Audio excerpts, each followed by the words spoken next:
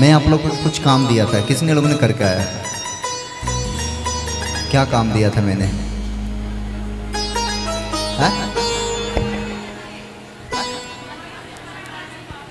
Okay, कितने लोगों ने तैयार कर लिया फाइलम? वचन में कैसा लगा पढ़ के?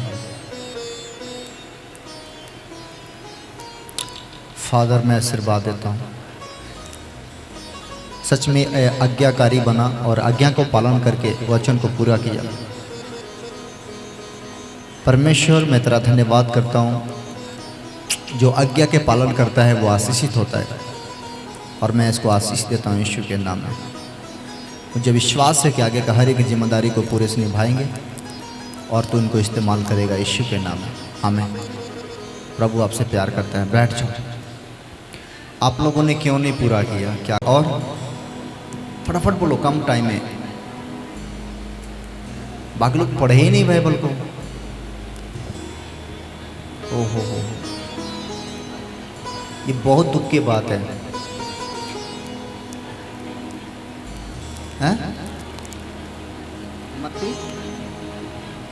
यूहन्ना 3 परमेश्वर जितने लोग वचन पढ़ेंगे वो लोग वचन से आशीषित होंगे, और वचन के जीवन में 30 गुना 7 गुना नहीं 100 गुना फल लेकर आएगा यीशु के नाम में। आमीन। परमेश्वर आशीष दे। परमेश्वर कहते हैं कि 3 लोग बड़ा आशीषित होते हैं। 3 लोग सबसे ज़्यादा आशीषित होते हैं। 3 लोग। पहला, परमेश्वर की आज्ञा को मानने वाला। कौन? परमेश्वर की आज्ञा के मानने वाला। जब कोई व्यक्ति परमेश्वर की आज्ञा के मानता है और जब कोई व्यक्ति परमेश्वर की आज्ञा में बना रहता है, परमेश्वर निरंतर उस पर ध्यान देता है और वो आशीषित होता है। बोलो आमीन। आमीन। आपको निरंतर आगे बढ़ने के लिए आपको आज्ञा के पालन करना। प्रकाश सेवा को कि पत्री जब आप लास्ट पढ़ना शुरू करेंगे, परमेश्वर जब आप जिस दिन प्रकाश सेवा की पढ़ेंगे उस दिन आप अपने जीवन को एक चेंजिंग होते देखेंगे यीशु के नाम में। लेकिन आप वचन पढ़ते हैं और परमेश्वर आशीष देता है, इसलिए आपको चाहिए कि परमेश्वर की आज्ञा के पालन करें। क्या करें? परमेश्वर की आज्ञा के पालन। और बाइबल कहती है जितने ने परमेश्वर की आज्ञा का पालन किया वही लोग आशीषित हुआ। कई बार परमेश्वर हमें मौका देता है कि हम आगे काम करें, हम बढ़ें, हम प्रार्थना करें। और मैं आपको बताना चाहता हूँ, सुबह भोर के समय चाहे कुछ भी हो जाए, आपको 10 मिनट से लेकर 20 मिनट से लेकर आधा घंटा से लेकर 1 घंटा तक प्रार्थना करना बहुत जरूरी होता है। बाइबल में कई जगह लिखा है कि यीशु मसीह ने सारी रात प्रार्थना किया, और कई जगह लिखा है कि भोर के समय प्रार्थना किया। और जब वो भोर के समय प्रार्थना करता था, परमेश्वर का दूत वहाँ पर खड़े रहते थे। यीशु मसीह जब पकड़वाए के समय आया था, उस समय चेलों को बोला कि मेरे साथ तुम रहो और तुम भी प्रार्थना में रहो। लेकिन यीशु मसीह चेले से दूर होकर जाकर एकांत में प्रार्थना कर रहा था। और जैसे वो प्रार्थना कर रहा था, पहली पहर, दूसरी पहर, तीसरी पहर, चौथी पहर, रात भर में 4 पहर होता है। 6 बजे से रात शाम को 6 बजे से रात को 9 बजे पहला पहर होता है।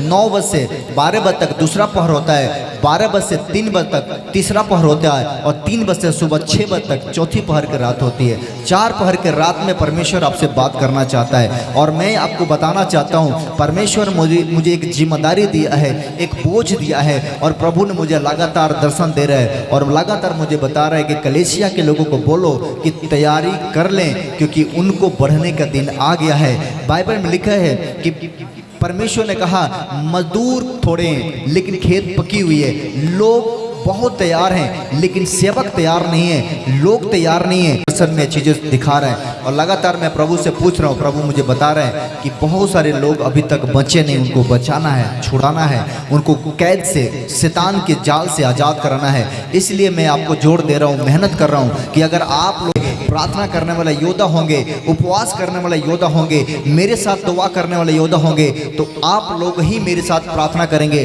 और हम पूरे बिहार को, पूरे देश को बचाएंगे यीशु के नाम में। बोलो आमीन। इसलिए मैं आप लोगों को बार बार बोल रहा हूँ कि आप प्रार्थना करो, ताकि मैं आप लोग और हम सब लोग एक साथ मिल के प्रार्थना करें। एक मैं प्रार्थना तैयारी कर रहा हूँ, और ऐसा प्रार्थना कि हम पूरे बिहार को, पूरे देश को, पूरे सेवकों को, जो लोग कैद में हैं, जो लोग परेशानी में, तकलीफ में, उन्हें बचा सकें यीशु के नाम में। बोलो आमीन। इसके लिए रेडी रहना, बहुत सारे लोगों को रेडी रहना जरूरी है। जब आप रेडी होंगे परमेश्वर की महिमा को देखेंगे। बोलो आमीन। तो तो पहला काम परमेश्वर की आज्ञा में बने रहना। व्यवस्था विवरण पढ़ो, व्यवस्था विवरण उसका 28 उसका पहला आयत।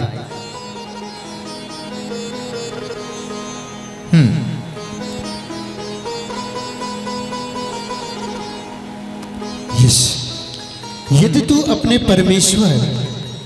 अपने परमेश्वर यहोवा की सारे आज्ञा जो मैं आज तुम्हें सुनाता हूँ उसे चौकसी से पूरी करने में चित्त लगाकर उसको सुनो तो तुम सारे पृथ्वी पर सब जातियों में श्रेष्ठ कहलाओगे। बोलो आमीन। आमीन। पढ़ो, पहला काम परमेश्वर के वचन को ध्यान से सुनना, उसकी आज्ञा में बने रहना। अगर आप आज्ञा में बने रहोगे तो सारे सृष्टि में आप धन्य कहलाओगे। आप जो कहोगे वो हो जाएगा। बोलो आमीन। सब पर हालेलुया। आप देखते हो कि परमेश्वर मेरे द्वारा प्रोफेसी करवाता है, परमेश्वर मेरे द्वारा बड़े बड़े चिन्ह और चमत्कार दिखाता है। आपने देखा होगा कैसे कैसे बीमार, कैसे कैसे लाचार, कैसे कैसे लोग यहाँ पर आज़ाद होकर गए। अभी आपने हाल ही में गवाही सुना कि एक लड़की थी जिसको कोढ़ था और उसके लिए दुआ हुआ, प्रभु ने ठीक किया। ऐसा नहीं होता है, उसके लिए समर्पण होना चाहिए, उसके लिए प्रार्थना होना चाहिए, उसके लिए आज्ञा का पालन होना चाहिए। जब कोई व्यक्ति आज्ञा के पालन करता है तो परमेश्वर उसे आशीष देता है। यहाँ पर लिखा है यदि तुम अपने परमेश्वर यहोवा की सब आज्ञा जो मैं आज तुम्हें सुनाता हूँ चौकसी से पूरी करने को चित्त लगाकर उसकी सुनो तो वो तुझे पृथ्वी पर सब जातियों में श्रेष्ठ करेगा। बोलो आमीन। आज के बाद अगर आप परमेश्वर की आज्ञा के पालन कर रहे हैं और परमेश्वर के वचन के साथ चलेंगे तो आप जाति जाति में लोगों में श्रेष्ठ होंगे, आशीषित होंगे और प्रभु आपको उठाकर खड़ा करेगा। बोलो आमीन। आमीन। थोड़ा इसको भेस कम करो, और बहुत ज़्यादा भेस है, डिस्टर्ब कर रहा है हमको, और सादा करें इसको थोड़ा सा। Thank you Jesus, thank you Jesus, thank you Jesus, thank. उसमें लिखा होगा भेस, उसको कम करना है। ट्यूटर मत कम कर दो, टून मत कम कर दे, सिर्फ भेस कम कर। हाँ रहने दो। सब हालेलुया। कितने मेरे बात सुन रहे हैं? कितने लोगों को वचन मिला? मिल गया सबका? आप पढ़ो क्या लिखा है।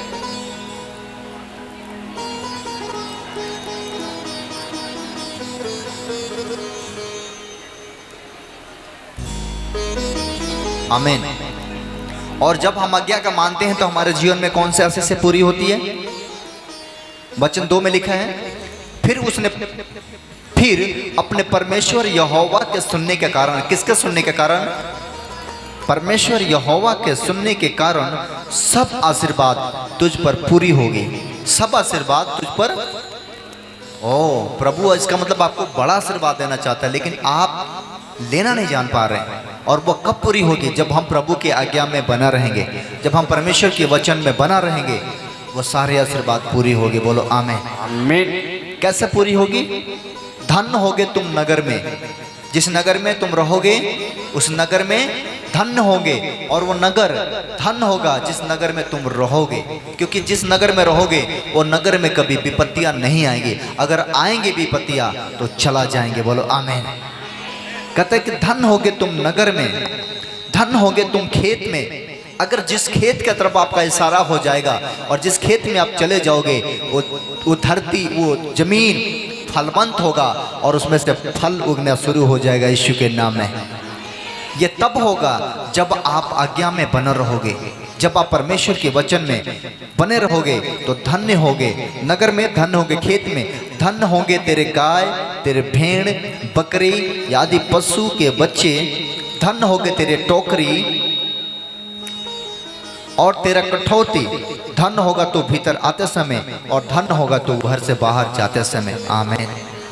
ये सारे आशीर्वाद तुझ पर कब पूरी होगी? जब तुम यहोवा पर भरोसा करोगे और उसकी आज्ञा के पालन करोगे, ये सारे आशीर्वाद तुझ पर पूरी होगी। बोलो आमीन। तो पहला काम आज से परमेश्वर की आज्ञा के मानना और उसके भय और डर में रहना। जो कोई व्यक्ति परमेश्वर से डरता और भय में रहता है वो आशीषित होता है। बोलो आमीन। तो आपके अंदर किसका डर होना चाहिए? परमेश्वर का। जब आपके अंदर परमेश्वर का डर होगा आप आशीषित होंगे। बोलो आमीन।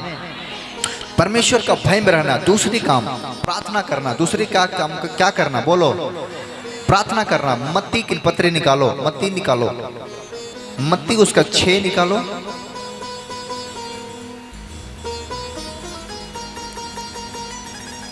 6 उसका 5 निकालो जल्दी से। दूसरा काम, 3 काम मैंने बताया। पहला काम आज्ञा में बने रहना, दूसरी काम प्रार्थना करना। दूसरा काम क्या होगा? बोलो बोलो, प्रार्थना करना। Thank you Jesus, thank you Lord, thank you Jesus. निकालो जल्दी से मत्ती 6 उसके 5 आई। किसको मिल गया? हाथ दिखाओ। थैंक यू, परमेश्वर आपको आशीष दे। आओ हमारे साथ पढ़ो। यहाँ पे लिखा है जब तुम प्रार्थना करें तो जब तुम प्रार्थना करें तो कपटियों के समान ना हो, क्योंकि लोगों को दिखाने के लिए आराधनालयों में और सड़कों के मोड़ों पर खड़े होकर प्रार्थना करना उनको अच्छा लगता है। मैं तुमसे सच कहता हूँ वो अपना प्रतिफल पा चुके। परंतु जब तुम प्रार्थना करो तो अपने कोठरी में जाओ और दरवाजा बंद कर के अपने पिता से जो गुप्त में है प्रार्थना कर, तब तेरा पिता जो गुप्त में देखता है तुझे प्रतिफल देगा। दूसरा काम प्रार्थना करना कैसे? अकेले में। बोलो अकेले में। अकेले में आप अकेले में प्रभु के साथ समय बिताओ। आपका समय बहुत कीमती है। एक बात बताओ, आज आपसे पूछा जाए अभी तक आपने कितना भला काम किया, आप क्या बोलोगे? कितने लोगों को बचाया, आप क्या बोलोगे? कितने लोगों को मदद किया, क्या बोलोगे? अभी तक आपने कुछ नहीं किया। क्यों? अगर हम कुछ नहीं करें और आज ही मौत हो जाए, हम प्रभु को क्या जवाब देंगे? आप प्रभु को क्या जवाब देंगे? इसलिए तैयार हो जाओ। परमेश्वर आपसे प्यार करता है और कहता है तुम अकेले में जाओ और कोठरी को, दरवाजा को बंद करो और कोठरी के अंदर प्रार्थना करो, तब तेरा पिता जो गुप्त में देखता है तुझे प्रतिफल देगा। आमीन। ध्यान रखें, प्रार्थना करते समय अनजाते समय बकबक ना करें, क्योंकि वो समझते हैं कि उनके बहुत बोलने से उनकी सुनी जाएगी। ध्यान रखें, जब भी हम प्रार्थना में जाते हैं तो प्रार्थना करो, लेकिन ज्यादा बकबक ना कर। बकबक कर रहे हैं मतलब एक ही बात बार बार ना बोलते रहो। प्रार्थना करो, चुप हो जाओ, शांत हो जाओ और शांत मन हो के प्रभु की आवाज़ सुनो। आपने प्रार्थना किया प्रभु यीशु मसीह के नाम में, मैं चाहता हूँ मेरे घर ब्लेस हो, जमीन मिल जाए, घर मिल जाए, जो चीज़ प्रार्थना कर लिया। उसके बाद आपको चुप रहना है और आपने घड़ी को देखना है और 20 मिनट, 25 मिनट, 30 मिनट चुपचाप रहना है और क्या बोलना है? प्रभु अब आप बोलिए, मैं सुनूंगा। अब आप बोलिए, मैं सुनूंगा। जब आप प्रभु की आवाज़ सुनना शुरू कर देंगे, उस दिन से आप सबसे आगे निकल जाएंगे। आमीन। आप अपना बात बोलते हो, प्रार्थना करते हो, ठीक है, सब सुनता है, लेकिन आपको चाहिए कि प्रभु की आवाज़ भी हम सुने। इसलिए प्रार्थना में जाओ, 5 मिनट, 10 मिनट, 20 मिनट चुप हो जाओ। कई बार आपको प्रार्थना में नींद आएगा, कोई बात नहीं। अगर ज़्यादा नींद आए, आप प्रार्थना करो, प्रार्थना घर में जहाँ प्रार्थना कर रहे हो वहीं सो जाओ, 5 मिनट सो जाओ, 10 मिनट सो जाओ। कई बार ऐसा होता है कि बाइबल कहती है कि जब हम सोते हैं तो परमेश्वर सोते समय हमें दर्शन देकर बात करता है।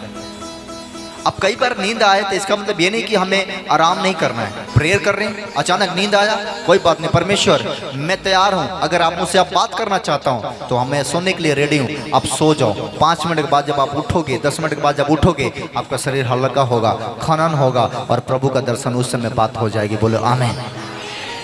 तो इससे घबराओ मत, नींद आए आने दो। सोने के मन करे, जहाँ प्रेयर में हो, घुटने पर टिके हो, वहीं तिरपाल बिछाओ, सो जाओ। 5 मिनट, 10 मिनट, 20 मिनट। आप समझ रहे कि नहीं? परमेश्वर खुद आपको जगाएगा। पहला बोलना है, प्रभु मैं जानता हूं कि ये नींद आप दे रहे हैं ताकि मैं सोऊं और आप मुझे दर्शन दे सके। और परमेश्वर जब आपकी जरूरत हो मुझे जगाओ, मैं उठने के लिए रेडी हूं। आमीन। आप समझ रहे कि नहीं? प्रभु कहता है कि मेरा बेटा मुझसे बात करे। मैं बोल रहा हूं ये मेरा बेटी है, इधर आओ, इधर आओ, थोड़ा सामने आ जाओ।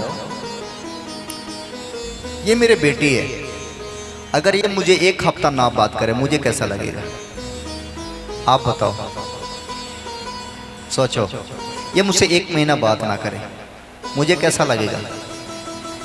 और मैं इससे बात ना करूंगा तो इसको कैसा लगेगा? वैसा ही हमारा रिश्ता प्रभु के साथ है, जैसे बाप बेटी का रिश्ता है, वैसा मेरा रिश्ता यीशु के साथ है।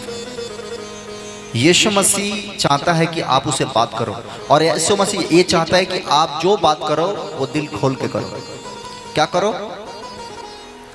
एक चीज और मैं आपको सिखाता हूँ, सारे लोग सुनो, पास्टर लोग भी सुने, सारे लोग। कई बार प्रार्थना में आपको तरह तरह की चीजें ध्यान पर आएगा, बाहरी चीजें, ये बात, वो बात, वो बात। जो हम नहीं सोचते हैं वो बातें मेरे दिमाग में आता है। सही है गलत? ऐसा तुम लोग को होता है? आज मैं तुम्हें एक और सिंपल तरीका बताता हूँ। अपने पास डायरी रखना और क्या करना, जो बात से तुम परेशान हो, जो बात तुम्हें बार बार याद आ रहा है, चाहे वो गलत बात हो या तुमसे कोई गलती हुआ हो या तुमसे कुछ तुम देख लिए हो या तुम्हारे दिमाग में कोई और, जो भी बात तुम्हारे दिमाग में है उसको लिख लो। क्या कर दो? लिख दो। मेरे मन में ये बातें आ रही, लिख दो। मेरे दिमाग में ये बात आ रही, लिख दो। शैतान पागल हो जाएगा। जब तुम लिख दोगे तुम्हारा दिमाग रिलैक्स हो जाएगा। और तुम लिख के किसको दे दिए? जीसस को दे दिए। नहीं समझे? अगर मेरे दिमाग में बुरा विचार आ रहा है, मेरे दिमाग में बुरा विचार आ रहा है, मेरे मन में किसी दूसरे के प्रति विचार आ रहा है, लिख दो। प्रभु ये आ रहा है। जिस दिन लिख दिए उस दिन से समझ लो वो परेशानी, वो चीज तुम्हें पीछा नहीं करेगा, तुम्हें छोड़ कर चला जाएगा। आमीन। ये बात कोई और नहीं सिखाएगा, ये सिर्फ गुरु सिखाते हैं। आप परेशान होते हैं, यार जब मैं प्रार्थना करने जाता हूँ मेरे दिमाग में तरह तरह की बात आ जाती है, ये बात मैं सोचता नहीं तो भी हाँ आने दो, लिख दो, दे दो प्रभु को। मैं इसी चीज से परेशान हूँ। कई बार हमारे अंदर कोई बात होता है और वो उसको बाहर नहीं निकालते हैं। अगर बाहर नहीं निकालते हैं तो अंदर हमारे परेशान करता है, तंग करता है। लिख दो और प्रभु से बोल दो, मेरे से ये गलती होता है, मेरा कमजोरी ये है, मेरा मजबूरी ये है, मेरा दुख ये है, मेरा प्रार्थना में ना रहना ये मतलब है। बोल दो। आमीन। मैं यहाँ आया, जैसे मैं घर से आया, बारिश हो रहा था, बारिश स्टार्ट हुआ, मैंने पता घर से निकला क्या बोला, अगर ये बारिश आया ना तो मैं वापस चला जाऊंगा, बारिश में प्रचार नहीं करूंगा। क्योंकि जितने लोगों को आपने भेजा ना प्रभु, वो वचन सुनने के लिए आए हैं, और मैं क्या बारिश में जाकर वहां पर क्या करूंगा? प्रभु ने कहा नाराज मत हो। फिर यहाँ आकर मैंने कहा जब तक मेरा मीटिंग चलेगा आना ही नहीं है तुमको। समझ रहे कि नहीं? मैं क्या करने आया हूँ? सुसमाचार सुनाने। किसका? जीसस का, यीशु मसीह का। और जब आप सुकून से नहीं रहोगे तो मैं आपको क्या सुनाऊंगा? सही है गलत? मैं तो प्रभु से खुला बात करता हूँ, उसको सुनना पड़ता है। आप समझ रहे कि नहीं? तो कई दिल में बात है, कोई भी मन में बात है, जब मन में रहेगा तो दिमाग में आएगा। दो जगह निकालने का समय है। अगर कोई बात आपको बार बार परेशान कर रहा है और प्रार्थना नहीं करने दे रहा है, उपवास नहीं करने दे रहा है, चर्च नहीं जाने दे रहा है, बाइबल नहीं पढ़ना दे रहा है, कोई बात आपको बार बार तंग करता है, जब भी आप प्रार्थना जाते हो याद आ जाता है वो बात। दो जगह, एक तो बंद करो, गुप्त में प्रार्थना करो, तब तेरा पिता जो गुप्त में दिखता है तो गुप्त में तुझे प्रतिफल देगा। आमीन। इसका मतलब परमेश्वर तुम्हें अकेले में बात करना चाहता है, अकेले में बुला रहा है और आप टाइम नहीं दे रहे हो, दो टाइम। फिर उसका रिजल्ट देखो। दूसरा, अपने गुरु के पास जाओ, अपने आत्मिक पिता के पास। जिंदगी भर कभी वो बीमारी निकलने वाला नहीं है। क्या सीखा आपने? प्रार्थना में बैठा हूँ, मेरे दिमाग में कोई बात आ रहा है, इधर बाइबल पढ़ रहा हूँ, इधर दिमाग में कोई बात आ रहा है। सुन रहे? लिख दो, डायरी में लिख दो। जैसे लिखोगे वो छोड़कर तुम्हें चला जाएगा। अब क्या याद आएगा? सुनो, कई बार आपने कोई लिस्ट बनाते हो, जैसे सब्जी लेना है, बाजार करना है, आप लिस्ट बनाते हैं कि नहीं? आलू लेना है, टमाटर लेना है, गोभी लेना है, मिर्चा लेना है, ये लेना है, ये लेना है, बनाते हैं कि लिस्ट बनता है कि नहीं? लिस्ट बनाते हो। जब लिस्ट बना देते हो और लिस्ट बना कर रेडी करते हो तो जो कुछ तुम्हारा दिमाग में रहता है वो लिस्ट में चला जाता है।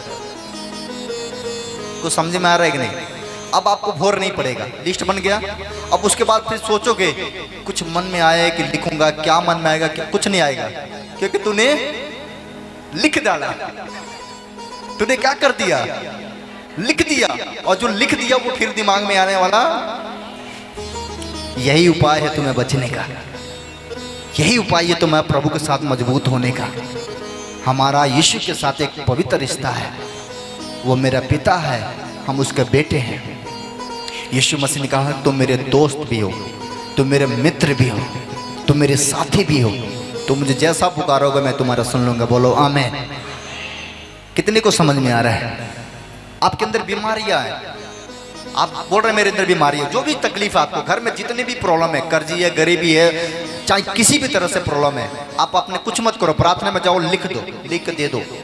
ये प्रॉब्लम, ये प्रॉब्लम, ये प्रॉब्लम दे दो, लिस्ट बना को दे दो प्रभु को। और रोज जाकर प्रभु से बोलो, ये प्रभु ये बीमारी ठीक हो गया, ये नहीं हुआ। जो ठीक हो जाए उसको टिक लगा दो, ये हो गया। जो नहीं हुआ अभी बाकी है, उसको प्रभु को बोलो। कर्जी है इतना, कितना कर्जी है? 50,000, 1 लाख, 2 लाख, 3 लाख, लिख लो। किसको किसको पैसा देना, जिस व्यक्ति को देना उसका नाम लिख लो। इस व्यक्ति को मेरे को 50 देना, इस व्यक्ति को मेरे को 1 लाख देना, इस व्यक्ति को मेरे को 20,000 देना, इसको मैं 5,000 देना हूँ, नहीं दे पा रहा हूँ, प्रभु जी इसको देना है, देना है, देना है, देना है। जिसको दे दिया लिस्ट टिक लगा दो, नहीं दिया वही रहने दो। इससे तुम्हारा छुटकारा होने वाला यीशु के नाम है। घर बनाना है, जमीन लेना है, गाड़ी लेना है, लिख दो मुझे चाहिए। तुम्हें क्या करना, सिर्फ तुम्हें लिख किसको देना है, बस इतना हो सकता है कि नहीं? आज से मेरे बात मान के करके देखो, बल्ले बल्ले हो जाएगा यीशु के नाम। ये कोई और नहीं सिखाएगा, मैं फिर कह रहा हूं, सारे लोगों को बोल रहा हूं। आप बोलते मेरे को ये तकलीफ, ठीक है, आप डॉक्टर को तो बताना ही पड़ता है, डॉक्टर को तो कहना ही पड़ता है मुझे ये तकलीफ है, बताना पड़ता है कि नहीं? डॉक्टर कभी झूठ बोलता है? नहीं, झूठ बोलता है तो बीमारी पकड़ेगा ही नहीं, इलाज करेगा नहीं, पड़े रहो। तो जब हम डॉक्टर को इलाज अपनी बीमारी बताते हैं, तो वैसे हम प्रभु के सामने जब एक कोठरी में जाते हैं, अपने एक पर्सनल कमरा रखो, एक प्रार्थना जगह रखो, जहां पर तुम रोज प्रार्थना करो। समझ रहे कि नहीं? जहां पर रोज जाओ, जहां पर रोज प्रेयर होती है, वहां पर परमेश्वर मौजूद रहता है और वहां पर वो इंतजार करता है। आमीन। कई बार परमेश्वर चर्च में इंतजार करता है। आपने आया, आपने परमेश्वर से कुछ मांगा और आपने मांग के चला गया, प्रभु अगले हफ्ते आपका इंतजार करेगा कि इस हफ्ते मेरी बेटी आएगी, मैं उसको देना है, क्योंकि वो मांग के गई है। और पता लगा अगला हफ्ता आपने कहीं मामा घर चले गए, शादी में चले गए, फंक्शन में चले गए, नहीं आए, प्रभु दुखी हो जाता है कि बोली थी, मांगी थी और देखो मांग के गई, आई नहीं। प्रभु गेट पर खड़ा होकर इंतजार करता है, मेरी बेटी आई नहीं, मेरी बेटी आई नहीं।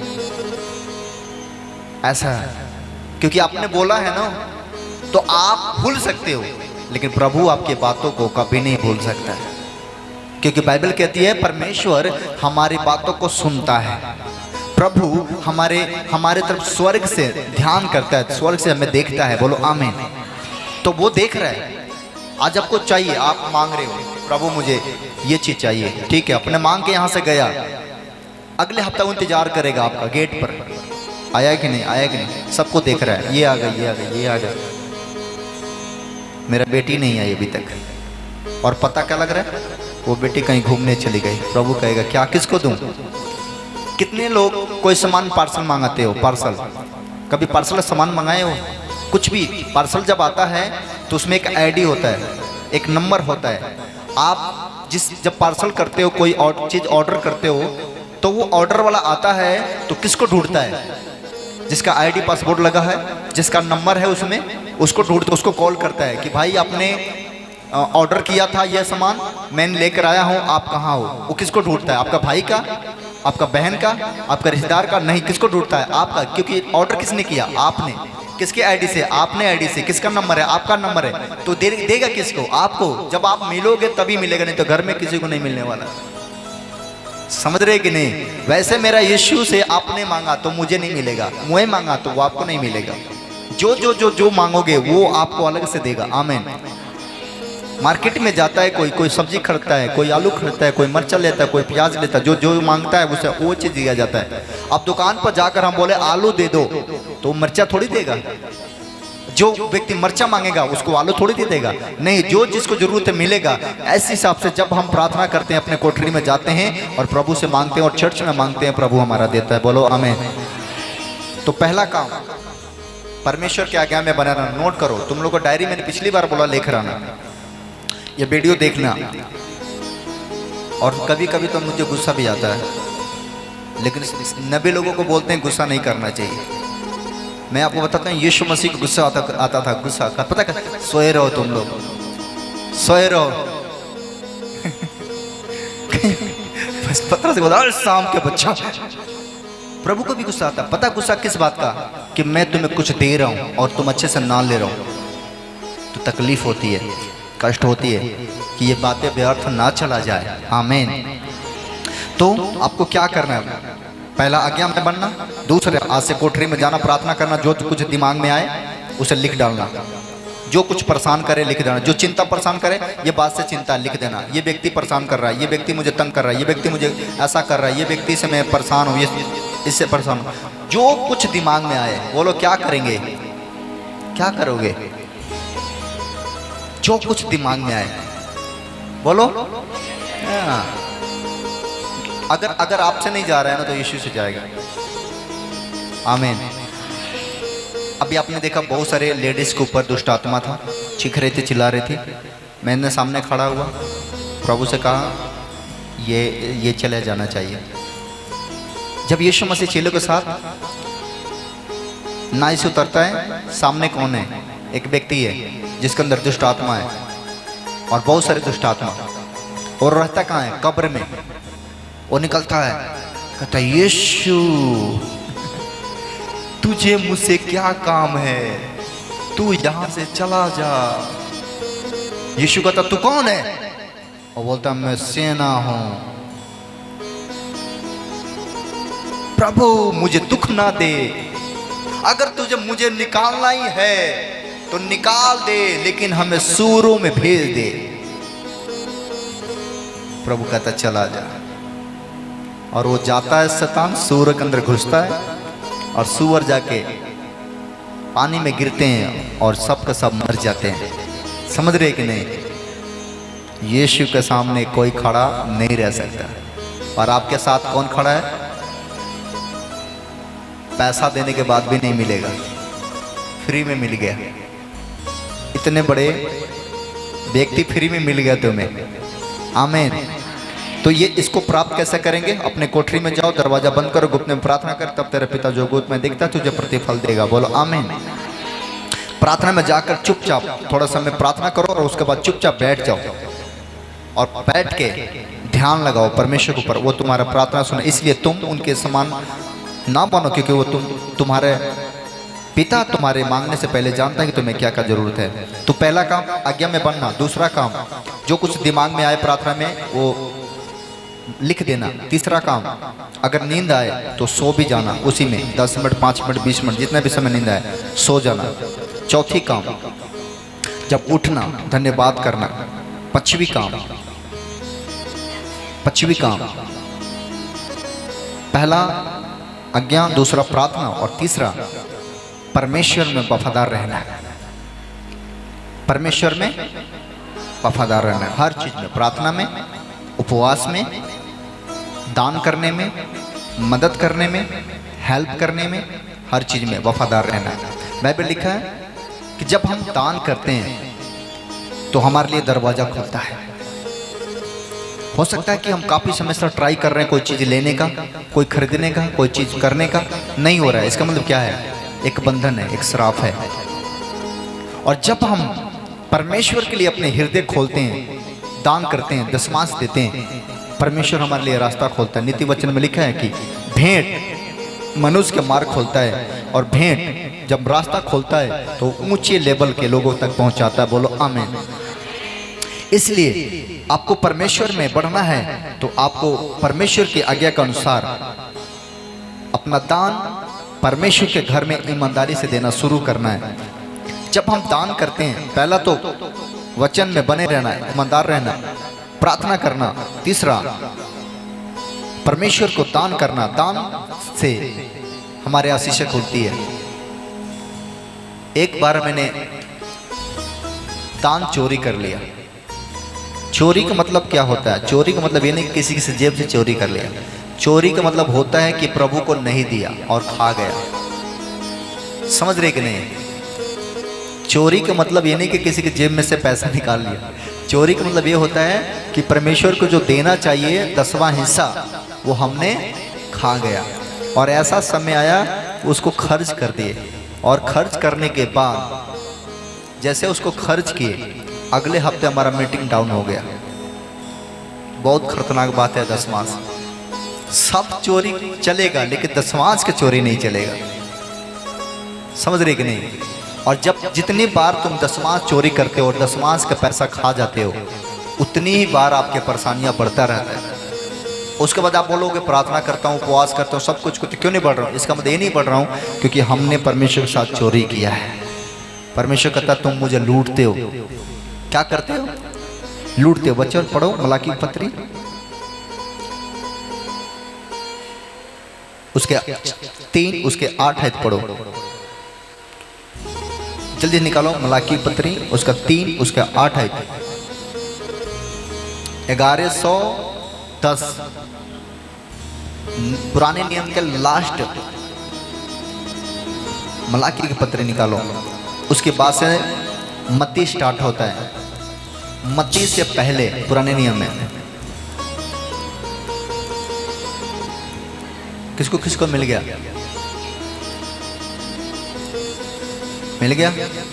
मिल गया? ओके ओके, चलो पढ़ के सुनाओ क्या लिखा है।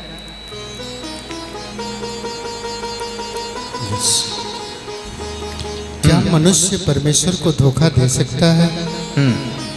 पर देखो तुम मुझको धोखा देते हो और तो भी पूछते हो कि हमने किस बात में तुझे लूटा है। दसवांश और उठाने की भेंटों में तुम पर भारी शाप पड़ा है, क्योंकि तुम मुझे लूटते हो, वरन सारी जातियां ऐसी करती हैं। आमीन। सुनो, इसमें लिखा है क्या मनुष्य परमेश्वर को धोखा दे सकता है? पर देखो तुम मुझे धोखा देते हो और तो भी पूछते हो कि हमने किस बात में तुझे लूटा है। दसवांश उठाने के भेंटों में तुम पर भारी श्राप पड़ा है, क्योंकि तुम मुझे लूटते हो, वरन सारे जाति ऐसा करता है। बोलो आमीन। जब हम परमेश्वर के दसवांश को लूटते हैं और खा जाते हैं तो उस समय से हमारा आशीष रुक जाता है, बरकतें रुक जाती है। कमाई होती है लेकिन उस कमाई में बरकत नहीं रहती है, उस कमाई में शांति नहीं रहती है, और हम हाय हाय करके कमाते हैं और हाय हाय खत्म हो जाता है। और जब परमेश्वर के पैसा हम नुकसान करते हैं तो हमारा नुकसान ज़्यादा दुख में, बीमारी में, कष्ट में, तरह तरह की चीज़ों में चला जाता है और उससे हमारा नुकसान होता है। इसलिए मैं चाहूँगा कि आप कभी भी परमेश्वर के दसवांश के धोखा ना करो। लिखा 10 में सारे दसवांश भंडार में ले आओ कि मेरे भवन में भोजन वस्तु रहे। सेनाओं का यहोवा यह कहता है, ऐसा करके मुझे परखो, मैं आकाश के झरोखे खोल कर तुम्हारे ऊपर आशीषों को अपरंपार बारिश करता हूँ कि नहीं। बोलो आमीन। इसलिए दसवांश में चोरी नहीं करेंगे। आज से जो कुछ कमाएंगे, जो कुछ हमारे पास होगा, उसका 10वां हिस्सा प्रभु को देंगे। और जब हम परमेश्वर को दसवांश देते हैं तो प्रभु हमें आशीष देता है। बोलो आमीन। क्या आप देते हो? आप दसवांश देते हो? पक्की बात है। देख लो, प्रभु तुम्हें सुन रहे हैं। तुम मुझे झूठ बना सकते लेकिन प्रभु को नहीं बना सकते। समझ रहे कि नहीं? क्योंकि प्रभु हर एक व्यक्ति को जानता। बाइबल कहता है कि मैं तुम्हारे मन को जांचता हूं। आमीन। इसलिए परमेश्वर को धोखा ना दें और जो दसवांश है खुदा के घर में दें, क्योंकि वो दसवांश जब देते हो तो बाइबल लिखा है कि मेरे भवन में भोजन वस्तु रहे। क्योंकि अभी ये वचन मैं क्यों दे रहा हूँ? परमेश्वर मुझे बोला, जब मैं प्रार्थना कर रहा था, परमेश्वर मुझे बोला, मैंने परमेश्वर से प्रार्थना कर रहा था, प्रभु मुझे ना पूरे कटरेन लगाना है और मुझे कटरेन लगाने के लिए काफ़ी खर्च आ रहा है और खर्च के मारे मैंने काम स्टार्ट नहीं कर पा रहा, क्योंकि यहाँ पर इतने खर्च है कि उस खर्च को मेंटेन करना बड़ा मुश्किल हो जाता है। इसलिए मैं प्रभु से बोला और प्रभु ने कहा कि जाकर बोलो जितने मुझे लूट रहे हैं वो लूटे नहीं। जब ईमानदारी से वो दसवांश देना शुरू करेंगे, भेंट देना शुरू करेंगे, हेल्प करना शुरू करेंगे, तो मेरा भवन बनने में देर ना लगेगा। बोलो आमीन। और जितने लोग परमेश्वर से प्यार करते हैं वो पैसे के पीछे कभी नहीं भागते, वो दौलत के पीछे कभी नहीं भागते, क्योंकि वो जानते हैं कि जो कुछ मेरे पास है वो मेरा नहीं है, वो मेरा प्रभु का है। क्योंकि उसने मेरे को दिया है तो है, नहीं दिया होता तो नहीं होता। आमीन। आपके पास जो कुछ है वो प्रभु की मेहरबानी है, कृपा है, उसने आपको दिया है। और जितने लोग यीशु पर विश्वास करते हैं उनको पता है कि हम यीशु पर जो विश्वास करते हैं तो ये धन जो मेरे पास है ये परमेश्वर ने दिया और ये परमेश्वर ने ही इसको हिफाजत करता है। बोलो आमीन।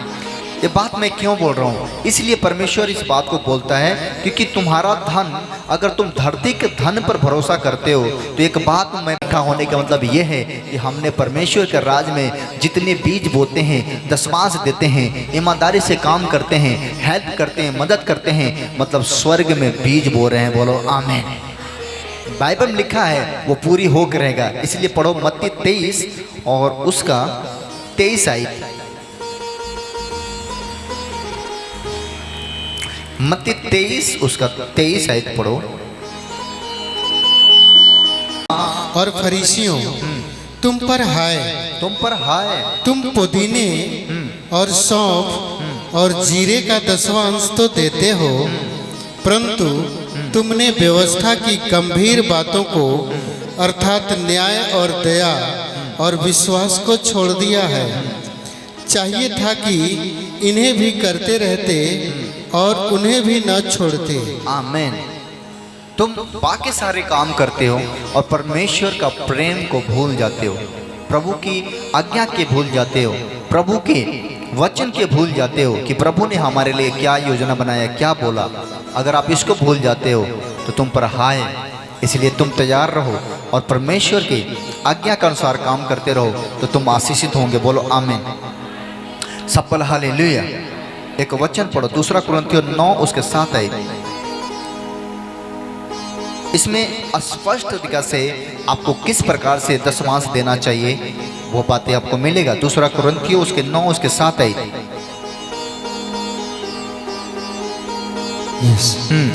हर एक जन जैसा मन में ठाने हाँ वैसा ही दान करे। कहता है कि हर एक जन, आपके मन में अगर प्रभु ने डाल दिया कि तुम्हें ये करना है तो करो। अगर हमारे मन में प्रभु ने डाला तुम्हें एक टेंट लेना है तो देर नहीं, लेना है तो लेना है। मैं कभी भी प्रभु से पूछता हूँ मैं आपके लिए क्या करूँ, प्रभु मेरा मन ये कर दो, कर देता हूँ। कितने मेरे बात सुन रहे हैं? आप अगर परमेश्वर को सुनना की कोशिश करोगे तुम आशीषित होंगे। आमीन। मैं प्रभु से रोज पूछता हूँ मैं क्या करूँ, मैं क्या करूँ, बोलता है ये करो, ये करो, वो करता हूँ। आप अपने परमेश्वर को सुनो। बाइबल में लिखा है कि जैसा मन में ठानो, मन में सोच लो कि मुझे ये करना है प्रभु के लिए तो करो। मन में सोचो कि मुझे इतना दान करना है तो करो, मुझे इतना मैट लेना ले लो, मुझे कटरन लेना ले लो, त्रिपाल लेना ले लो। अगर आपने मन में ठान लिया, कहते हैं कि जिसने जैसा तुम मन में ठानो वैसा करो। बाइबल में लिखा है कि नहीं लिखा है? ना कुड़ के, ना दबाव से। ना कुड़ के मतलब होता है कि देबो करो और कुड़कुड़ो करो। कोई को मेहरारू होली सो को कुछ दिए सनो तो दिए सो, लेकिन खूब ऐठ के 2-4 गो बात बोल के दिए सो। तो जब बोल ही के बा कुड़कुड़ो ही के बात और तकलीफे होता तो देबे मत करो। समझ रहे कि नहीं? एक दिन मेरे पत्नी भाग गई, चलो नहीं सुन रही है। किसी को कुछ देना था, मैं वहीं खड़ा था, वो दे रहे थे, एक तरफ से दे रहे थे, एक तरफ से कुछ बोल रहे थे। मैंने कहा प्रभु ये क्या कर रही है? करिए मेरे मन में आया प्रभु अगर ये दे रही है तो फिर ये मुंह से क्यों बोल रही है कि नहीं? मतलब देव और फिर कुड़कुड़ाओ, मतलब ये व्यर्थ हो गया, उसको नहीं देना। अच्छा अगर दो तो कुड़कुड़ाओ मत। बहुत सारे लोग क्या करते हैं, देते हैं, बोलते हैं हम तो खियो ना रहनी, तारा घर बाजी रोटियां ना रहे तो के दे रहे, हम ही दे रहे। तो तुम्हें क्या मिला? उसको शर्मिंदा किया और परमेश्वर ने देख लिया, तुम्हारा देना व्यर्थ हो गया। इसलिए कहते ना कुड़ के, ना दबाव से। मतलब कोई अगर आपको जबरदस्ती कर रहे हैं कि तुम्हें दान करना है, चाहे पैसा देना है, दौलत देना है, तो वो सही नहीं है। ना कुड़ के, ना दबाव से, अपनी इच्छा के अनुसार जब आप दान करोगे वो दान फलवंत होगा और प्रभु तुम्हें आशीष देगा। बोलो आमीन। ये घर बन रहा था मेरा, हम इधर पेड़ के पास बैठे थे, हम 10 लोग थे, मेरे पास पैसा नहीं था। मैं प्रार्थना कर रहा था प्रभु क्या करूं मैं, कहाँ से होगा। एक बहन मेरे पास आई, मेरे को प्रार्थना के लिए बोले, मैंने प्रार्थना किया। अचानक वो बहन मेरे को 50,000 दी। 50,000 देते। मैंने मांगा भी नहीं था, मैं तो प्रभु से बोल रहा था। और पैसे के कारण मेरा छत नहीं डल रहा था, लिंटर नहीं हो रहा था। और अचानक उसने आई, जब उसने 50 दी, फिर एक बहन ने मेरे को 5 बोरी सीमेंट दे दी, एक ने छरिया भेज दी, एक ने बालू भेज दी। ओ परमेश्वर का धन्यवाद हो। हालेलुया। ये होता है हमारा दिल क्या कहता है प्रभु के लिए। हम तो जिंदगी भर अपने लिए करते हैं, जीवन भर अपने लिए कमाते हैं, खाते हैं, लेकिन प्रभु के लिए क्या कर रहे हैं? हम परमेश्वर के भवन के लिए क्या किए हैं, परमेश्वर में कितना मदद किए हैं, ये आज नहीं तो कल देखा जाएगा। आमीन। क्योंकि बाइबल में लिखा है कि मसीह में की हुई मेहनत कभी व्यर्थ नहीं जाती है। मतलब जो कुछ हम मेहनत किया, जो कुछ दान किया, जो कुछ दशमांश दिया, वो व्यर्थ नहीं जाएगा। एक न एक दिन वो हमें प्राप्त होती है। बोलो आमीन। और उसको अगर प्राप्त नहीं होती तो हमारा जीवन में आनंद नहीं होता। आमीन, हालेलुया। इसलिए जब आप दान करते हो, और जब वो बहन ने देकर गई, सारा लोग ने देना शुरू कर दिया और वो हो गया। सुनो, आपने मेरे मन में एक बात आ रहा है, मैं बोलूं, मेरे मन में एक बात आ रहा है, मेरे को प्रभु बोल रहे हैं ना, 1 तारीख से काम को शुरू करवाओ। आमीन। अगले महीने में 1 तारीख से। यस आमीन। आप सहमत हैं क्या? आप हमारे सपोर्ट करने के लिए तैयार हैं क्या? सुनो, मैं चाहता हूं कि सारा का ट्रेन हो जाएगा अच्छे से, चाहो सबसे पैक होगा ना, तो आप कभी भी आओगे ना तो आपको तकलीफ नहीं होगा। मुझे भी तकलीफ होता है, बारिश में भीगते हो तो मैं तो छत में चला जाता हूँ, और जब उधर से देखता हूँ आप बारिश में हो, आप धूप में हो, मुझे बड़ी कष्ट होती है। पता है क्यों? क्योंकि मैंने भी दुख और कष्ट को देखा है, और मुझे अच्छा नहीं लगता। मैं प्रभु से बार बार ये बात बोलता हूँ कि ये अच्छा नहीं है, उनको लिए होना चाहिए व्यवस्था। हालेलुया। तो ये तब होगा जब हम सब मिलके पहला प्रार्थना करेंगे, दूसरा अपने हाथ को आगे बढ़ाएंगे कि मैं रेडी हूँ परमेश्वर के घर के बनाने के लिए। जब हम थोड़ा थोड़ा इकट्ठा करना शुरू करेंगे तो परमेश्वर एक दिन पूरा कर देगा। बोलो आमीन। और हम 1 तारीख से, अभी मेरे मन में आया, 1 तारीख से हम शुरू करेंगे। हम जानते हैं मेरे पास अभी मेरे उतना पैसा नहीं है कि हम उतना पैसा लगाएं, लेकिन मेरा एक विश्वास है कि अगर मेरे मन में प्रभु डाल रहा है तो कुछ बड़ा होने वाला है। बोलो आमीन। सफल हालेलुया। क्या आप चाहते हैं? सब चाहते हैं? तो ऐसे ही परमेश्वर का राज बढ़ता है। तो इसमें हम क्या करते हैं, जब हम परमेश्वर के लिए अपना दान करते हैं, दशमांश देते हैं, तो परमेश्वर हमारे लिए रास्ता खोलता है। और परमेश्वर कहता है ना कुड़ के ना दबाव से, जितने मन में आ जाए ये दे दो। ये पहला कष्ट होगा, देने में पहले बार कष्ट होगा, इतना देना पड़ रहा है, लेकिन बाद में उसका जब प्रतिफल मिलेगा आप हैरान हो जाओगे। एक कट्ठा जमीन में कितने किलो गेहूं बोते हैं? कोई किसान है तो मुझे बताए, मेरे को नहीं पता इतना। 2 किलो, 2.5 किलो, एक कट्ठा में 2.5 किलो गेहूं।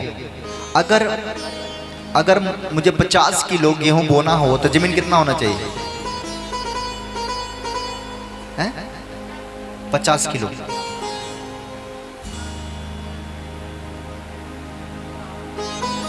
है?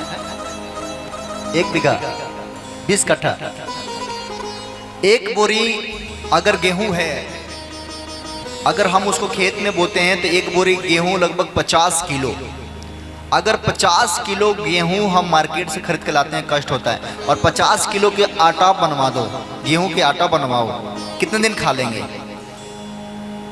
कितने दिन खा लेंगे 50 किलो आटा में?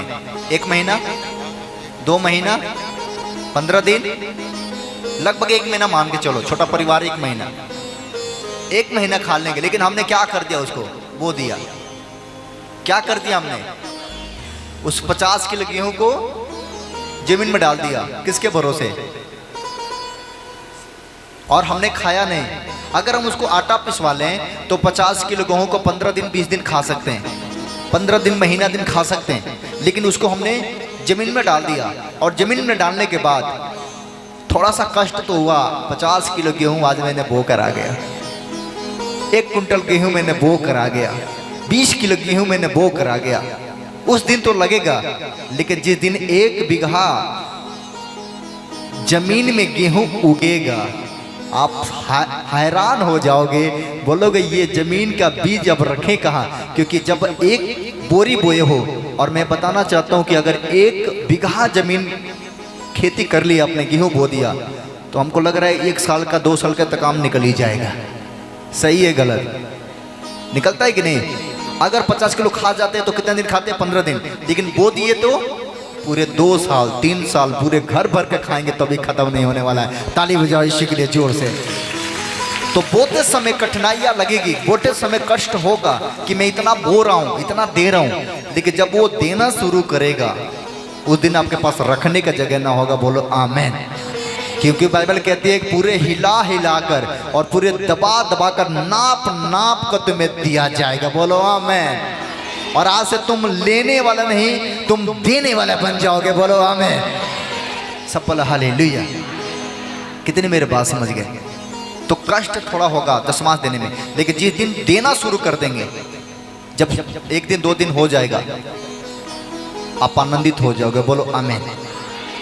सब बोला हालेलुया। एक दिन मैंने अपने जीवन से आजमाया, मुझे 1 कट्ठा जमीन लेना था। 1 कट्ठे 2 कट्ठा। ये जो जमीन आप देख रहे हैं दो भागों में, ये ग्रिल है, उसको उधर अलग है, इधर अलग है। 2 लोगों को, मतलब ये दूसरा व्यक्ति की जमीन है, उधर दूसरा व्यक्ति की जमीन है। वो 2 कट्ठा जमीन लेना था। उसका रेट बहुत ज़्यादा था। यही जमीन की बात बोल रहा हूँ। मेरे को बड़ा दर्द होता था। पता किस लिए? इधर से आपसे दान दशमांश लेते थे और ले जाकर बेचारा को दे देते थे। बड़े तकलीफ होता था कि 10-10 रुपये इकट्ठा करके लाए, इसको दे दिए मैंने। कष्ट होता था, दे दिए। ऐसे मैंने देते गया। दुख तो होता था देने में, कष्ट होता था देने में, दे दिए।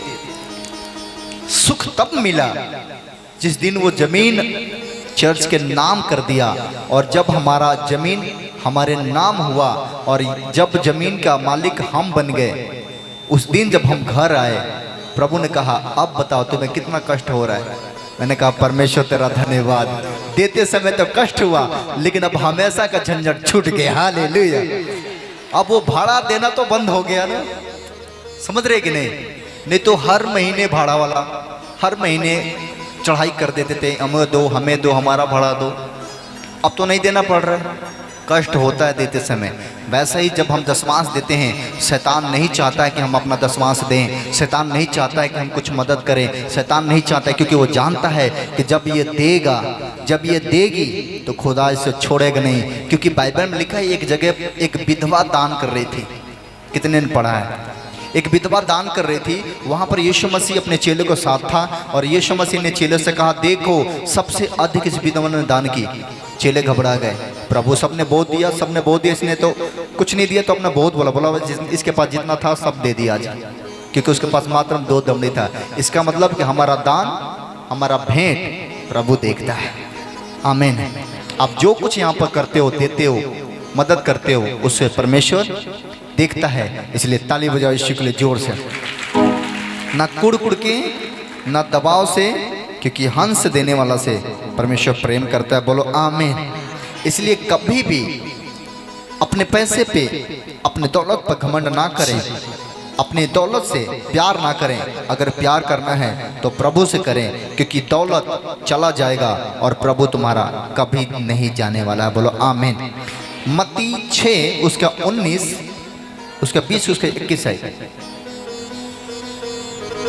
पढ़ो, लास्ट वचन पढ़ेंगे, उसके बाद हम आपके लिए दुआ करना शुरू करेंगे। अपने लिए हाँ, पृथ्वी पर धन इकट्ठा न करो। कहता है कि अपने लिए पृथ्वी पर धन इकट्ठा ना करो, जहाँ कीड़ा और काई बिगाड़ते हैं, जहाँ कीड़ा और काई बिगाड़ते हैं, और जहाँ चोर सेंध लगाते और चुराते हैं, जहाँ चोर सिद्ध लगाकर चोरी कर लेते हैं। परंतु अपने लिए स्वर्ग में धन इकट्ठा करो, जहाँ न तो कीड़ा और न काई बिगाड़ते हैं, और जहाँ चोर न सेंध लगाते न चुराते हैं।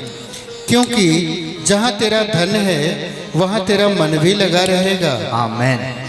जहाँ तुम्हारा धन है वहाँ तुम्हारा मन लगा रहेगा। तो तुम कहाँ धन इकट्ठा करोगे? स्वर्ग में, क्योंकि हम यहाँ से कहाँ जाएंगे? स्वर्ग में। तो जाएंगे तो क्या मिलेगा? वही जो हमने बोया है। आमीन। जब हम बोए, इसलिए एक जगह लिखा है, जो ज़्यादा बोता है वो ज़्यादा काटता है, जो थोड़ा बोता है वो थोड़ा काटता भी है। बोलो आमीन। इसलिए आज से हम 3 काम करेंगे। पहला, परमेश्वर की आज्ञा में बने रहेंगे। दूसरा, प्रार्थना करेंगे। तीसरा, कभी भी दान दशमांश का चोरी नहीं करेंगे। आज से ईमानदारी से, अगर मेरे पास 10 रुपया ही है तो हम 1 रुपया खुदा के लिए निकालेंगे। अगर हमारे पास 100 है तो 10 रुपया ज़रूर निकालेंगे। अगर 1000 है तो 100 रुपया परमेश्वर का बनता है, और 10,000 है तो 1,000 खुदा का बनता है। जो प्रभु का है वो प्रभु का दो, जो आपका है वो खुला खाओ, क्योंकि परमेश्वर आशीष देने वाला है। बोलो आमीन। सब बोला हालेलुया।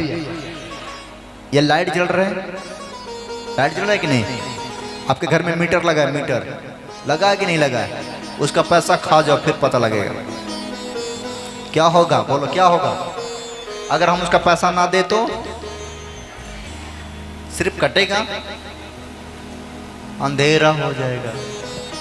जिस दिन रिचार्ज हो रहा है वो दिन से समझ लो घर में दिया भराई। समझ रही कि नहीं? इसलिए सरकार को देना पड़ता है, चाहे रो के दो चाहे गा के दो। अगर आपको उजाला चाहिए, प्रकाश चाहिए, घर में रोशनी चाहिए, तो आपको देना पड़ेगा। वैसे जब हम परमेश्वर के राज के लिए देते हैं तो हमारे घर में उजाला आता है। बोलो आमीन। तो एक बार जोर से ताली बजाओ यीशु के नाम में। बोलो यीशु मसीह की। समझ गए सब? क्या समझे? फिर मैं बोलता हूँ। पहला, व्यवस्था विवरण के अनुसार से आज्ञा का पालन करना। दूसरा, प्रार्थना में जाना। तीसरा, जो कुछ दिमाग में प्रार्थना के समय आए, वो अटक बटक कुछ भी आए, गंदा बात आए, अच्छा बात आए, बुरा बात आता है, कुछ भी आए, लिख देना है। लिखते जाना, लिखते जाना, 1 पन्ना 2 पन्ना। ठीक है। लास्ट में क्या करेंगे? प्रेयर करेंगे। प्रेयर करके अगर जो गलत बातें हैं जो मेरे दिमाग में दिल और आ रहा था उसको निकालना, फाड़ना, उसको आग लगा देना, जल जाए। समझ गए? नहीं समझे? जो अच्छी बात है वो रख लेंगे, लेकिन जो गलत बातें दिल और दिमाग में आ रहा था उसको लिख लेंगे और प्रभु से प्रार्थना करेंगे, उठेंगे, उसको माचिस मार कर जला देंगे। खत्म, मेरे दिमाग से खत्म हो जाए। समझ गए कि नहीं? कुछ तो सीख लिए। आमीन, हालेलुया। आओ अब हम प्रार्थना करें और हम अपनी कमाई का हिस्सा में से खुदा को दशमांश दें, भेंट दें। और अभी समय है कि हम अपने बीज को प्रभु को भवन में बोएंगे, और बैठे बैठे हम एक भेंट बोएंगे। भेंट बोने के बाद हम आगे के लिए आपको प्रार्थना करूंगा। जितने बीमार हैं उनके लिए दुआ करूंगा। परमेश्वर आशीष देंगे। Thank you Lord, thank you Jesus, thank you Jesus. समझ गए कि नहीं समझे? वो परिवार जितने लोग अपने हाथों में दान पकड़ा है, दशमांश पकड़ा है, जब ये पैसा, ये बीज आज बोएंगे, मुझे विश्वास है प्रभु इनके बंद पड़े रास्ता खोलेगा। जितने बढ़ चढ़ के हिस्सा लेंगे, बढ़ चढ़ के सबसे अधिक दान कर रहे हैं, खुदा उनकी दान को ब्लेस करना। जितने लोग पैसा या सोना या चांदी कुछ भी प्रभु तेरे घर में दे रहे हैं, वो तेरे राज को बढ़ाने के लिए दे रहे हैं, उनकी दान में आशीष देना और ब्लेसिंग देना यीशु के नाम में। आमीन। हाँ, गाओ और भेंट। यीशु सामने हो, यीशु सर्वबलंद, यीशु सामने हो। आँख खुलियाँ बंद, यीशु सामने हो, आँख खुलियाँ बंद।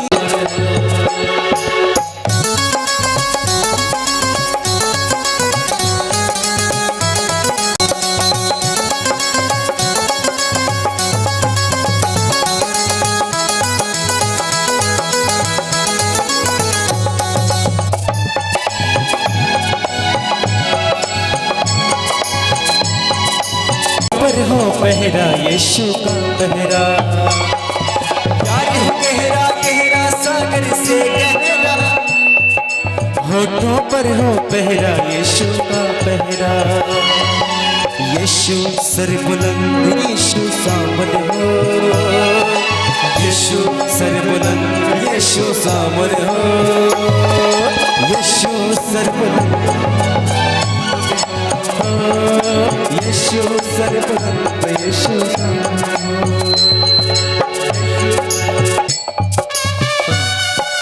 पवित्र आत्मा आपके जीवन में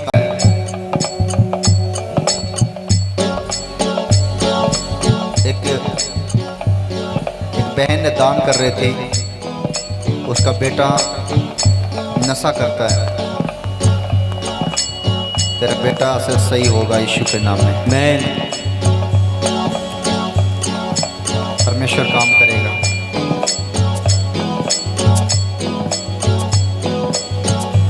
और रवा सिखारा सामान रवा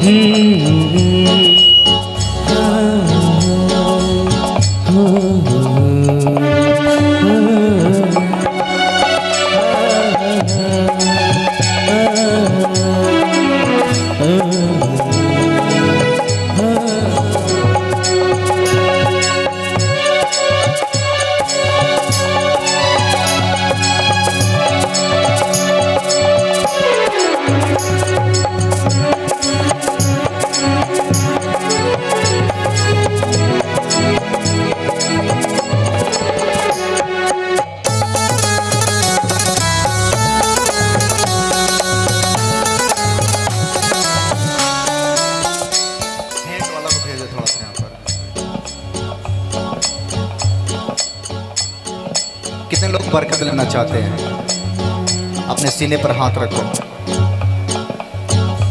सुनो, यीशु तो मूसा को विश्वास नहीं हो रहा था कि प्रभु हमारे साथ है। प्रभु ने कहा तुम मेरे लोगों को बचाओ, छुड़ा के ले आओ। उसको विश्वास नहीं हो रहा था प्रभु मेरे साथ है। प्रभु ने कहा अपने सीने पर हाथ रख ले। और जैसे उसने हाथ रखा, उसके हाथ में सफेद दाग हो गया, चमड़ी छोड़ने लगा। वो हैरान हो गया, ये क्या हो गया? वो डर गया। प्रभु ने कहा अब तुम्हें विश्वास हुआ मैं तुम्हारे साथ। फिर कहा हाथ रख लो, और फिर हाथ रखा, वो सही हो गया। जितने अपने सीने पर हाथ रखे हो, आंखें बंद करो और जो तुम्हें चाहिए अपने मन में सोचो और आंखों से उस चीज को अनुभव करो। वो तुम्हें तुम्हारे सामने है और तुम्हें बहुत जल्द मिलने वाला है जो चाहिए। पवित्र आत्मा जी, मैं प्रार्थना करता हूँ, ये जो कुछ मांग रहे हैं इन्हें दे दो। पिता आपने बोला है जो कुछ तुम स्वर्ग से खोलेगा पृथ्वी पर खुलेगा, जो कुछ तू बांधेगा वो बनेगा। मैं इनकी बने हुए आशीषों को खोलता हूँ यीशु के नाम में। इनकी बरकतों को खोलता हूँ, शांति को खोलता हूँ, आशीर्वाद को खोलता हूँ। प्रभु आज इनके ऊपर आशीर्वाद आए और ये चमत्कार को देखें और इनके पास जिसका घटी है वो पूरी हो जाए। पैसा ही पैसा आ जाए इनके पास। खुश हो जाओ, तुम्हारे पास बहुत पैसा आ रहा है। ऐसा तुम्हें दिखेगा तुम्हारे पास पैसा गिर रहा है। मैं प्रभु के काम को देख रहा हूँ। मैं देख रहा हूँ कि बहुत लोगों को घर में पैसा ही आ रहा है। Amen. Praise the Lord. हाँ, पवित्र आत्मा जी, आशीष आए, बरकत आए यीशु के नाम में। बरकतें तुम्हें मिल चुका है, आशीष तुम्हें मिल चुका है, घर तुम्हें मिल चुका है, गाड़ी तुम्हें मिल चुका है, तुम्हारे सारे जरूरतें पूरी हो चुकी हैं। पवित्र आत्मा तुम्हें दे रहा है। पवित्र आत्मा जी रोको। पवित्र आत्मा जी, मैं प्रार्थना कर रहा हूँ यीशु के नाम में। जितने लोग प्रार्थना कर रहे हैं देख रहा हूँ मैं, जितने लोग ए नाम, यस नाम, यन नाम, आर नाम, आशीषों का बारिश होने वाला है तुम्हारे घर में। जितने लोग टी नाम से तुम विश्वास करना, अगर तुम सच में प्रभु के साथ चलते रहे तुम कुछ बड़ा पाने वाले हो। Amen. और मैं देख रहा हूं एक हफ्ते में कुछ बड़ा खुशखबरी मिलने वाला है Praise the Lord. आपको पास। जो नहीं था मिल गया। यहाँ पर इतने स्वर्गदूत हैं, इतने स्वर्गदूत, सबके बातों नोट कर रहे हैं, दे रहे हैं, दे रहे हैं, ले लो ले लो ले लो।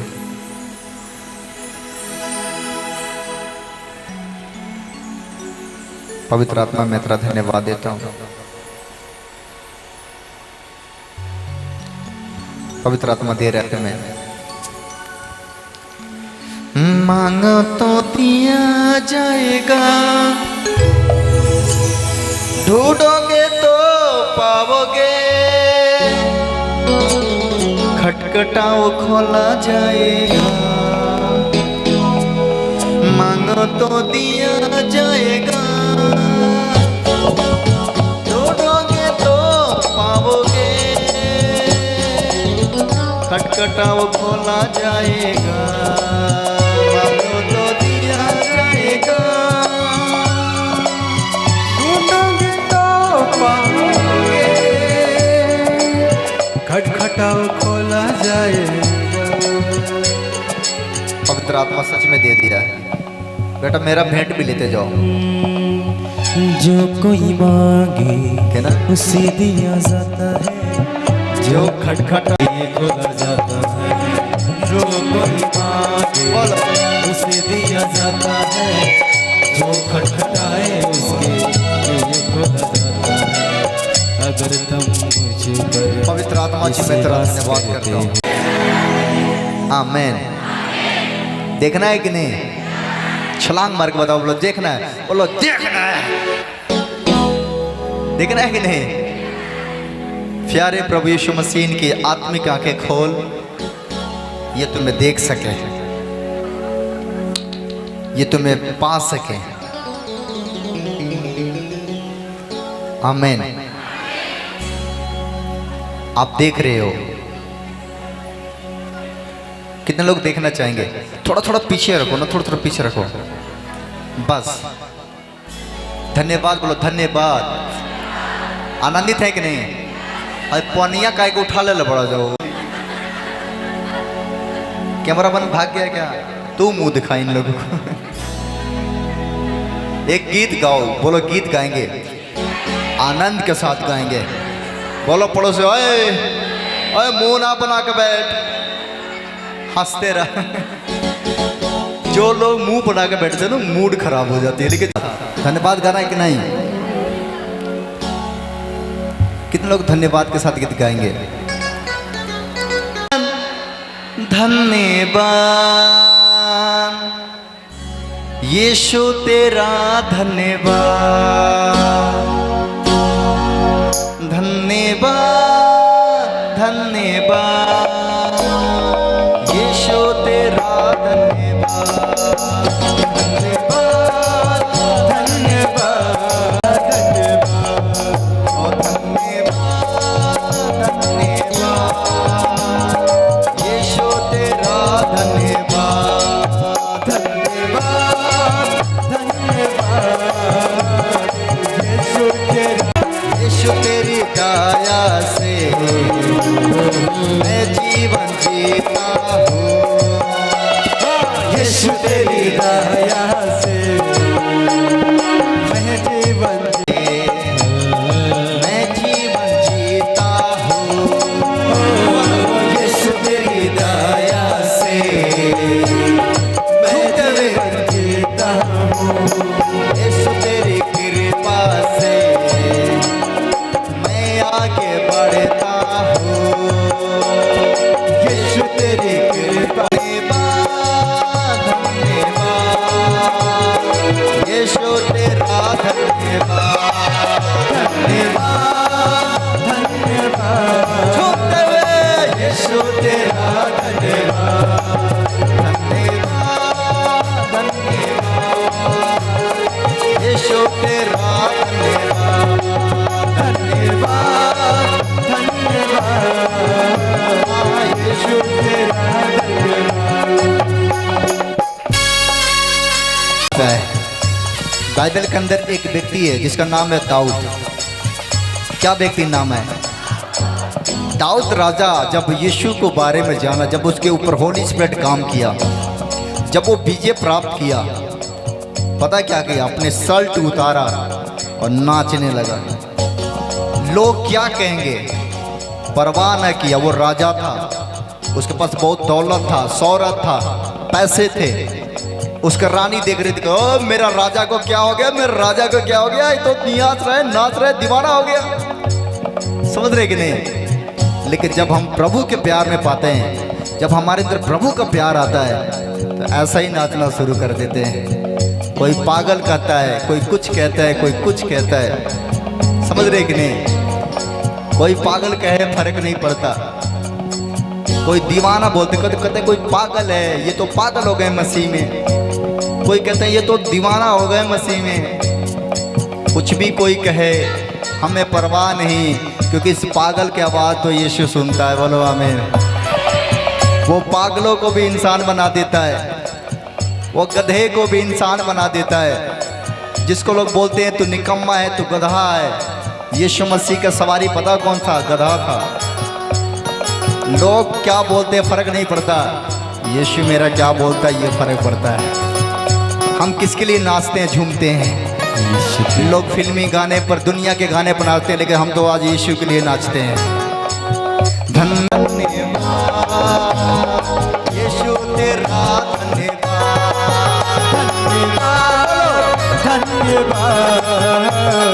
यीशु तेरा, धन्यवाद। कितने लोग धन्यवाद कर रहे हैं अपने जगह पर घूमते? धन्यवाद धन्यवाद यीशु तेरा, धन्यवाद धन्यवाद धन्यवाद यीशु तेरा, धन्यवाद। कितने लोग जान गए? यहोवा शालोम, शांति देने वाला तू है। यहोवा शांति देने वाला तू है। यहोवा एरे, जय हरदम देने वाला तू है। यहोवा ईसी यीशु तेरा, धन्यवाद धन्यवाद यीशु तेरा, धन्यवाद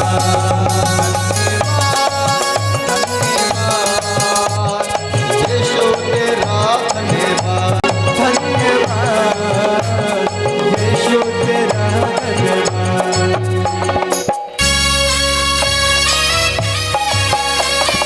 यीशु को लेकर चलना है। ये दुनिया हमेशा हमें रोते हुए देखना चाहता है। ये लोग हमेशा चाहते हैं कि ये लोग रोते रहें, लेकिन जब हम खुदा की हजूरी में आते हैं, हमारे पास एक मौका होता है। अगर आज हम नहीं खुश हुए तो कभी खुश नहीं हो पाएंगे, क्योंकि आज हमारे सामने एक राजा बैठा हुआ है और वो हमें देख रहा है। वो हमारे चेहरे को देख रहा है, वो हमें मुस्कान दे रहा है। फूलों में रंग तुमने डाला, पंछी को गाना तुमने सिखाया। फूलों में रंग तुमने डाला, पंछी को गाना तुमने सिखाया। अच्छे होते हैं। पंछी को गाना कौन सिखाता है? कोई मनुष्य सिखाता है? परमेश्वर ने सिखाया। फूलों में रंग डाला, पंछी को गाना तुमने सिखाया। फूलों में रंग तुमने डाला, पंछी को गाना तुमको नृत्यों में बदल डाला। धन्यवाद यीशु तेरा, धन्यवाद बोलो यीशु तेरा, यीशु तेरा, पिता तेरा, धन्यवाद राजा तेरा, धन्यवाद यीशु तेरा, धन्यवाद राजा तेरा, धन्यवाद पिता तेरा, धन्यवाद राजा तेरा, धन्यवाद। बोलो यीशु मसीह की हालेलुया। क्या कहता है? एक बात बताओ, अब थोड़े थोड़े बातों में शर्माते हो। मैं कैसे सुसमाचार सुनाऊं, कैसे प्रार्थना करूं, कैसे लोगों को बताऊं? जो तुम्हारा पिता तुम्हारे लिए करना चाहते हैं, एक काम करना, हमेशा ईमानदार रहना।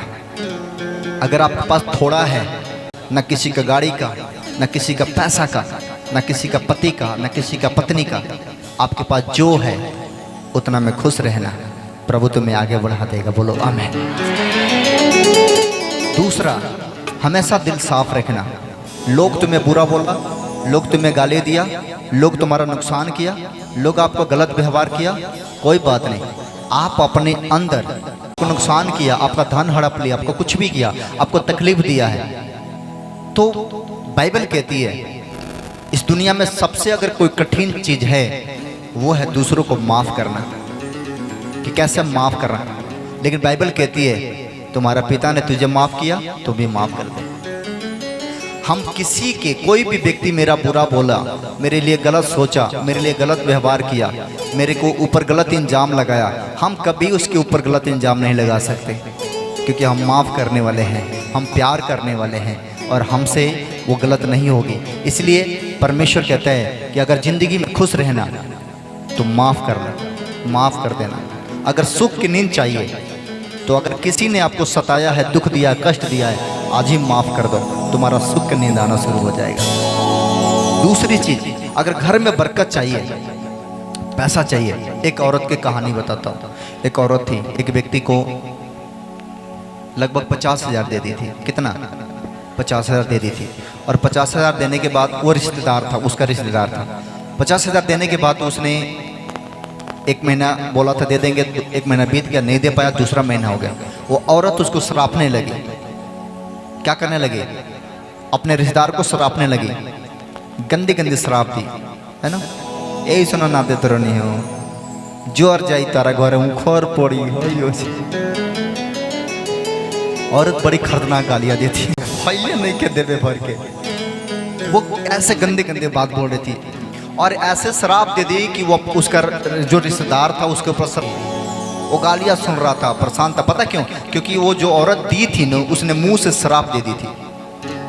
उसको, औरत को नहीं पता था कि जो मैंने किसी को माफ़ नहीं किया, इसलिए तुम्हारा गलती तुम्हारा बना हुआ है। पिता, मैं प्रार्थना करता हूँ मेरे परिवार, मेरे चर्च जितने लोगों को माफ़ कर रहा है उनका गलती माफ़ हो जाए यीशु के नाम में। आज से ये फ्री हो जाए और इनके भी गलती माफ़ हो जाए। परमेश्वर में प्रार्थना करते हैं, ब्लेस करते हैं यीशु के नाम में, आमीन। जाओ, माफ़ कर दिए। और माफ़ करने का मतलब ये नहीं कि बार बार उसे बहस करो। कुछ लोग ऐसे हैं कि माफ़ी का लायक नहीं हो, सिर से लेकर पाँव तक ब्लेस करें और बड़े आशीष तो बड़े गवाह बने। प्रभु पिता परमेश्वर, मैं तेरा धन्यवाद देता हूँ, इनको आशीर्वाद देता हूँ। जितने लोगों ने पानी तेल लिया है, पानी तेल के अंदर अभिषेक है, जब ये पानी पिए, तेल में से लगाएं, इनकी बंधन टूट जाए यीशु के नाम में। मैं प्रार्थना करता हूँ प्रभु इन्हें आशीर्वाद दे और ब्लेस करे यीशु के नाम में। बोलो आमीन, हालेलुया। समझ गए कि नहीं? खुदा आ रहा है, ऊंचे सुर से गाओ, के लोगों सिर पर रखो, तालियां बजाओ, खुदा बन के लोग तालियां बजाओ। खुदा आ रहा है, बोलो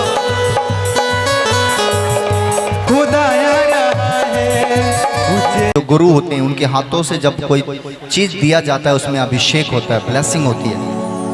प्रभु आपके लिए रास्ता खोलेगा। मैं इसलिए ये अभिषेक दे रहा हूँ कि आज तक आपके रास्ता बंद था, लेकिन आज से खुल जाएगा यीशु के नाम में। मैं आशीष देता हूँ यीशु के नाम में, ब्लेसिंग और री बाबा सिखा रहा था। पवित्र आत्मा, बीमारियाँ, दुष्ट आत्माएं नाश हो जाए यीशु के नाम में, ब्लेस हो जाए। और री बाबा से खारा सामंदन, पवित्र हाथ उठाओ, हाथ उठाओ, उठाओ। Blessing in the name of Jesus, blessing in the name of Jesus. मेरे खुदा इन्हें छू और अगली बार गवाही लिया इनका यीशु के नाम में। जो कुछ मांगे मिल जाएगा। बोलो मिल जाएगा, मिल जाएगा, मिल जाएगा। बोलो मिल जाएगा, बोलो मिल जाएगा। यीशु मेरा बड़े बड़े काम, बीमारों को चंगा वो करता,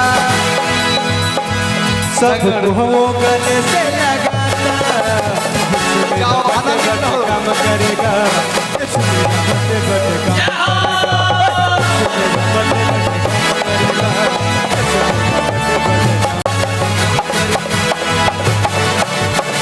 आशीष लेकर नीचे आती है तो आराधना ऊपर जाती है। आशीष लेकर नीचे आती है। प्रभु हमारा कितना महान, देखो हमसे करता है प्यार। प्रभु हमारा कितना महान, देखो हमसे जाओ हमारा गवाही हालेलुया। ब्लेस करते जाओ, आगे बढ़ो आगे बढ़ो आगे बढ़ो आगे बढ़ो बेटा, आगे बढ़ो, सीधा आगे हाथ मिलाते जाओ, आगे बढ़ते जाओ, हाथ बढ़ते जाओ। हाँ मिलाओ। परमेश्वर तुझे एक बड़ा नबी बनाएगा।